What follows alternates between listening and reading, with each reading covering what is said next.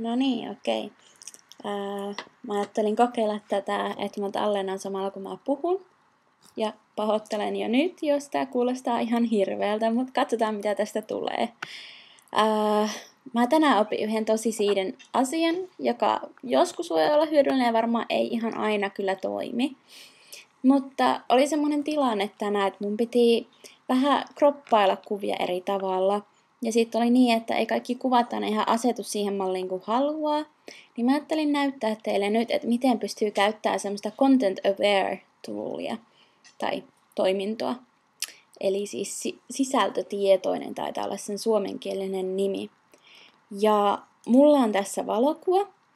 Ja ensimmäiseksi mä haluan sitten tätä suurentaa, että mulla on joku syykin tähän työkalun käyttöön.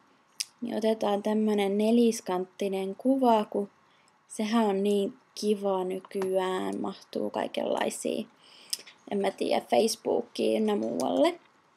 Näin. Mutta nythän meillä on täällä tämmöistä mustaa tilaa ja se on ihan hirveätä ei tykätä yhtään. Niin mä opin tänään semmoisen asian, että mennään tänne nurkkaan ja otetaan täältä tommonen suorakulmainen valinta. Sitten vaan kuule rohkeasti nappastaan täältä kiinni. Jonkun verran otetaan sieltä. Noin. Ja täällä mulla on häivytys nollassa. Oli hetki ongelmia tänään, kun siinä olikin vähän liian isoja lukuja, niin sitä häivytystä me ei nyt haluta tähän. Sitten mennään tuolta muokkaa paneelista tonne sisältötietoinen skaalaa. Ja nyt se vähän muuttui täältä, tää ulkoasu, tuli tämmöiset täpäkkeet.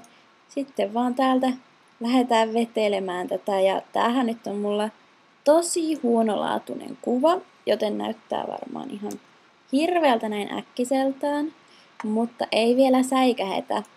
Tehdään, no se oli kyllä vähän huono, tehdään uudestaan. Meni vähän tyhmästi tonne, hei. Ctrl Alt ja Z, niin perutaan toi toiminto.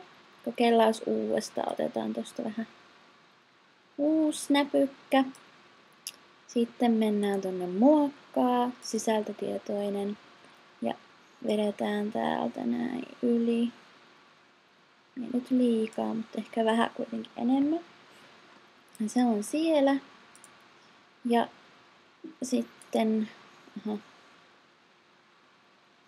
käytä. Nyt se on siellä. Ja tosiaan sehän näyttää nyt aika kammottavalta. Parasnatahan olisi, että ei liikaa tätä lähde täältä niinku vetelemään, vaan just silleen himpun.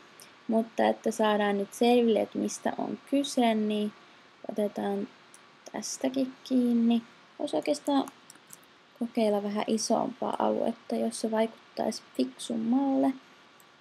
Noin. Muokkaa. Ja tänne taas vedetään vähän ylikin.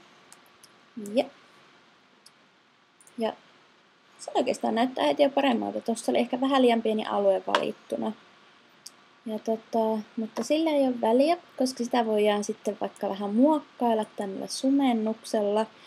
Ja tehdä tänne tämmönen tosi hieno tyylittely. Ai, kyllä nytten. Kyllä olisi mun valokuvausopettajatkin niin tyytyväisiä. Eihän sitä nyt enää tiedä, mitä siinä on tehty. Tää näyttää itse asiassa ihan toimivan, kun on näin iso alue sieltä napattu.